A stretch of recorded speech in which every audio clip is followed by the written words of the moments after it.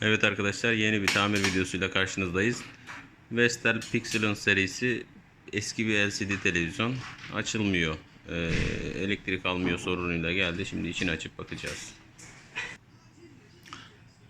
Sökme ve arıza tespit süreçlerini burada ayarlayacağım. Tekrar videoya devam edeceğim sizi bekletmemek için.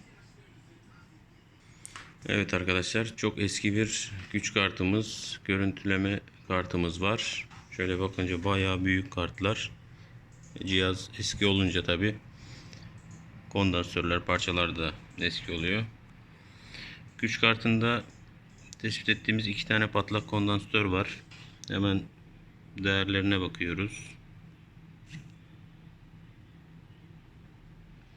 6.3'e 4700 mikrofarad, 6.3 volt. Bunları temin edip tamiri gerçekleştireceğiz.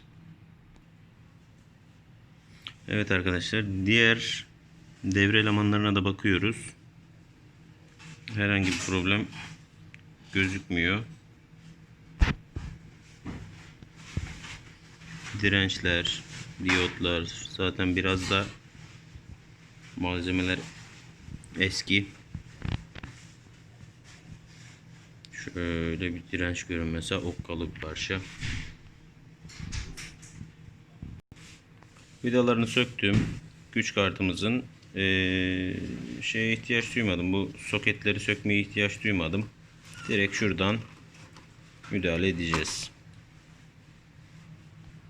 Biraz da tabi toz birikmiş. Burayı da kontrol etmek lazım. Lehim çatlakları varsa onları da gidermek lazım. Malzemelerimizi temin ettik. 2 adet 6.3 volt 4700 mikrofarad kondansatörümüz. Şimdi değiştireceğiz. Değiştirdikten sonra test aşamasını birlikte izleyeceğiz. Şu an eskileri söküyoruz.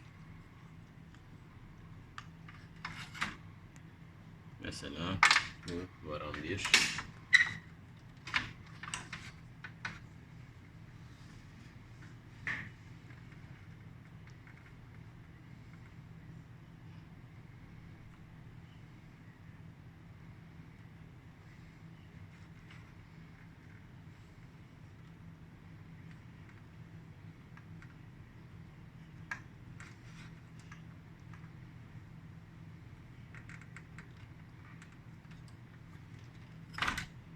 Bu da ikinci. Şimdi yenilerimizi takalım. Yenileri oturtuyoruz. Tabi artı eksi yönüne dikkat ediyoruz. Şimdi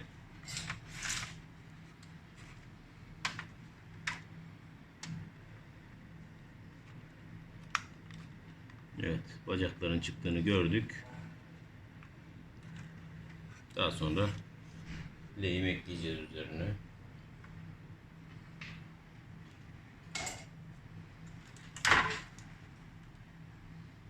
Yine artısına eksisine dikkat ederek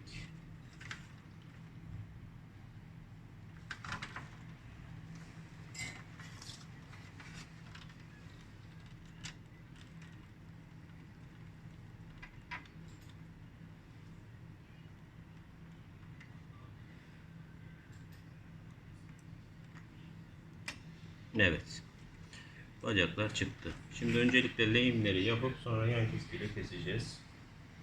Ne yapacağız? Şöyle hızlıca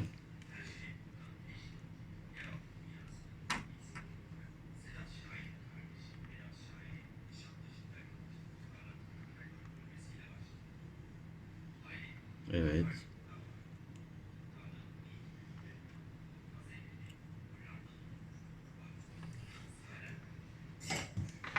Evet arkadaşlar, şimdi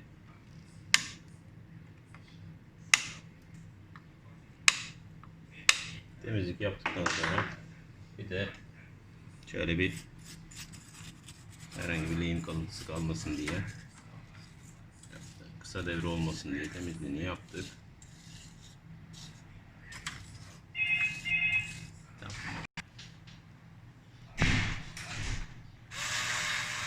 Evet arkadaşlar, montajla bitirdikten sonra deneyeceğiz.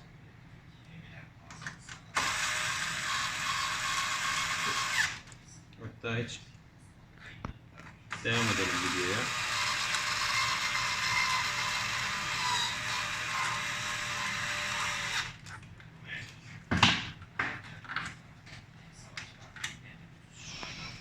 Şöyle kaldırsak test için yeterli zaten. Elektriğimizi verelim.